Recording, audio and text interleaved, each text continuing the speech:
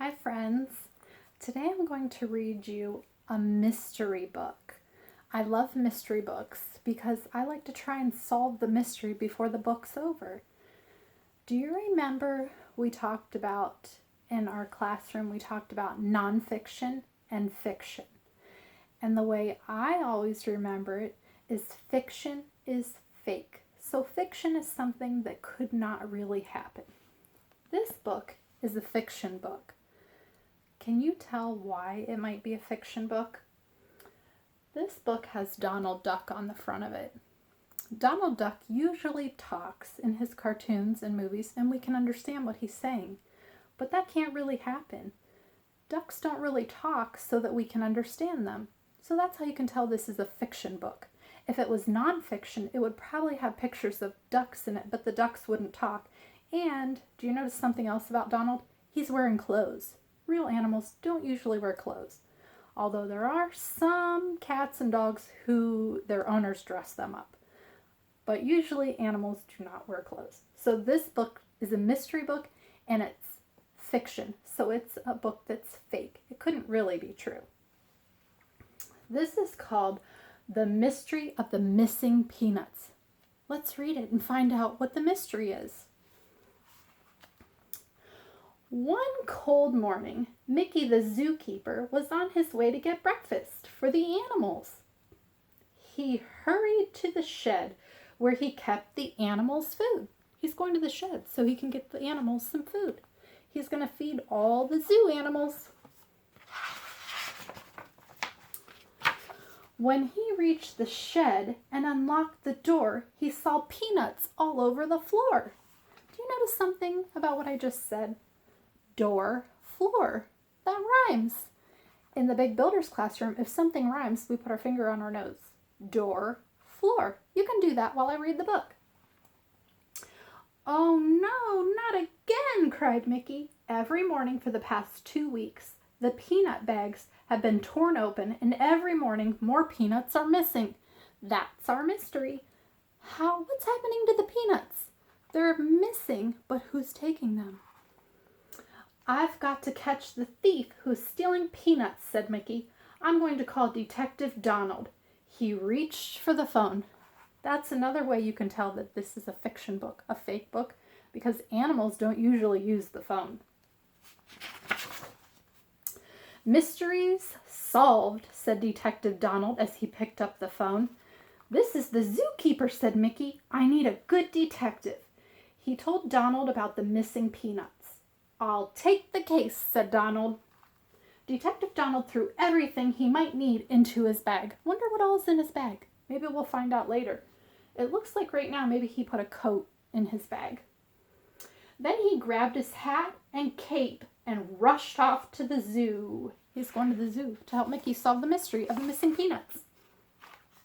Mickey took Donald straight to the shed. I've always kept the door locked, he said. Donald looked all around. Aha, he cried. A clue. Donald found a clue. Look down here. Can you see? There's peanuts all around this hole. He showed Mickey a hole in the corner. Since the door is always locked, said Donald, the thief must be getting to the peanuts through the hole. Right there's the hole. He and Mickey ran outside. There they found another clue. Empty peanut shells. I was right about the hole, cried Donald. The thief must have stopped right here to eat some of the peanuts. He was hunting for more clues when thump, an acorn bounced right on top of his head. When Donald looked up, he saw 2 chipmunks. Do you remember the chipmunks' names? The Disney chipmunks? Chip and Dale. Don't bother us, said Mickey. Detective Donald is looking for a thief. That sounds like fun, said the chipmunks. Let us help. I can catch this thief by myself, said Donald. I already have a plan. They just wanted to help, but Donald said no. Donald told Mickey to bring all the animals to the shed. He lined them up beside the hole. Do you see all the zoo animals? There's a giraffe, an elephant, a hippo, an ostrich, a camel, kangaroo, and the baby kangaroo. My plan is simple, said Donald. I'll ask each animal to try to reach the peanuts through the hole. The one who can get them must be the thief. One by one, they tried to reach the peanuts, but one by one, they failed. They couldn't reach the peanuts through the little tiny hole. Let's see what happens. Finally, there were only 3 animals left. The elephant stuck his trunk into the hole, but he could not reach the peanuts. See, he's putting his trunk in the hole, but he couldn't reach anything. The ostrich had a very long neck. Maybe she could reach the peanuts. But she could not get her head through the hole. Her head won't even fit in the little hole. That leaves the monkey. The monkey tried to reach the peanuts with his long arm. Do you think he could reach the peanuts? He has a very long arm. But his arm was not long enough. He couldn't reach them either. This is strange, said Donald. Not one of the animals was able to reach the peanuts. Not one animal could reach the peanuts, so who could be taking the peanuts? Have you solved the mystery yet? Just then Chip and Dale jumped onto the roof of the shed. I thought I told you to stay away, said Mickey. We only want to help, said the chipmunks, but Detective Donald did not need any help. He already had another plan. Look, now we're going to find out what was in his bag. Donald went inside the shed and unpacked his bag. He took out a bell, a roll of string, a hammer, some nails, and a can of paint. That's a lot of stuff. Wonder what he's going to do with that. He hammered the nails into the wall. See all the nails hammered into the wall? Little tiny nails. And wound the string around them. He tied one end of the string to the bell. He tied the other end around the bag of peanuts. He took the string and one end is tied to the bell. The other end is tied to the bag of peanuts. This is Donald's plan. That peanut thief will never get past my trap, said Donald. He made a trap for the thief. When the trap was set, he went outside and poured blue paint in front of the hole. Why did he put paint in front of the hole? That's kind of silly. Then he climbed into his sleeping bag. I'll sleep here tonight, said Donald, so I'll be sure to catch the thief. He's going to sleep outside. It's kind of like camping. I love to camp. That night, the thief came to the shed. He crept up to the hole. Quietly, he sneaked inside. Can you see the eyes inside the hole? Suddenly, clang, clang, clang! The bell crashed to the floor. The thief had tripped over the string and rushed through the hole. The crash woke up Donald. Stop where you are, he shouted. I have you now. He grabbed his bag and ran after the thief. The bell woke Donald up. The detective was too late. The thief was gone. Oh no. But he had left another clue. Now we're going to see why Donald put the paint out. There were footprints in the blue paint. Can you see the footprints?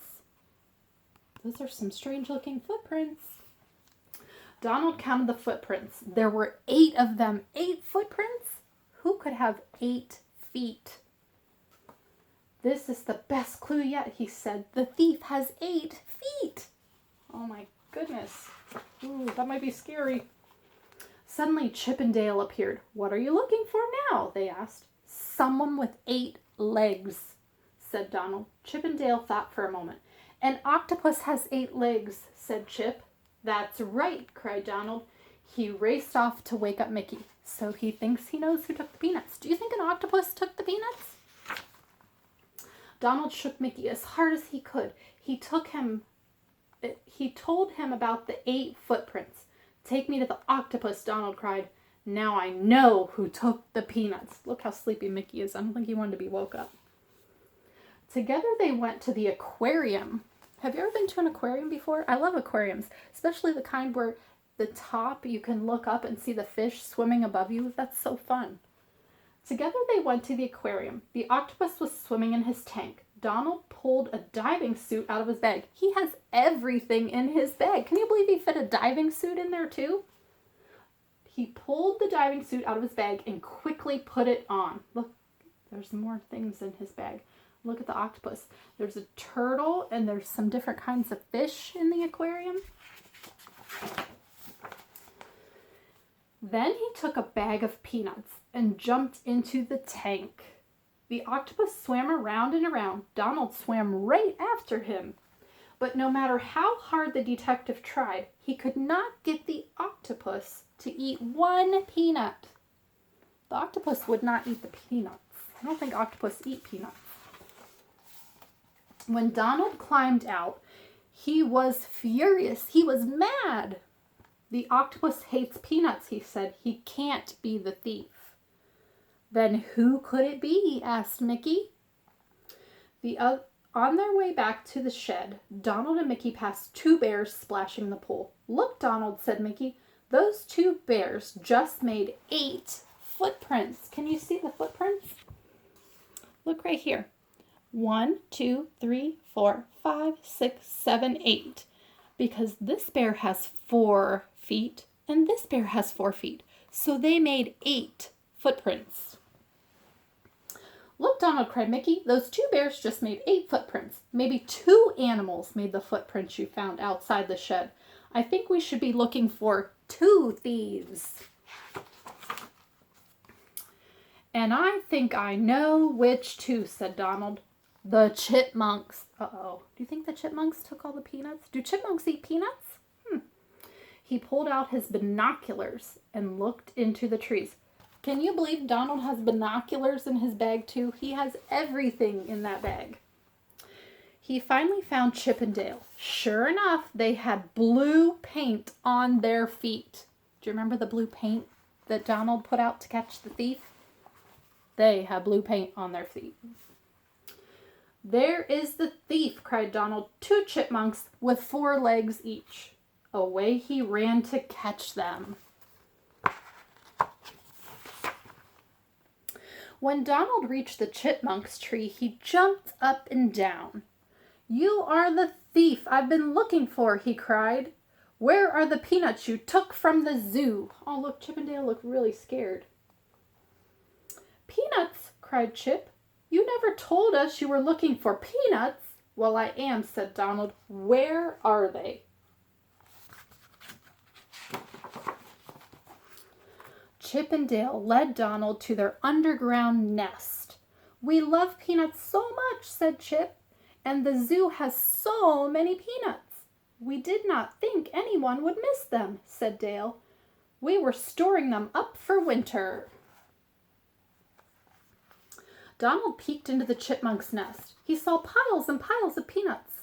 They must all go back to Mickey, he said. Look at all those peanuts. That is a lot of peanuts. Donald brought the peanuts to Mickey. He brought the chipmunks too. The mystery of the missing peanuts is solved, he said. I knew I could do it. Detective Donald picked up his bag and said goodbye to Mickey. If you ever have another mystery, he said, just give me a call. That's a lot of peanuts in his bag. After Donald had left, Mickey turned to Chip and Dale. You can have peanuts to eat if you like them so much, said Mickey, but from now on you'll have to work for them. Mickey gave Chip and Dale a job at the zoo. Every day they swept up the peanut shells that people threw on the ground. It was hard work, but it was worth it. When they were finished, Mickey always gave them all the peanuts they could eat. See, they're working. They're sweeping. And that is the end. You see Detective Donald? I hoped you liked that mystery. Did you solve it before the book was over? Did you guess that Chip and Dale were the thieves? I hope you liked that.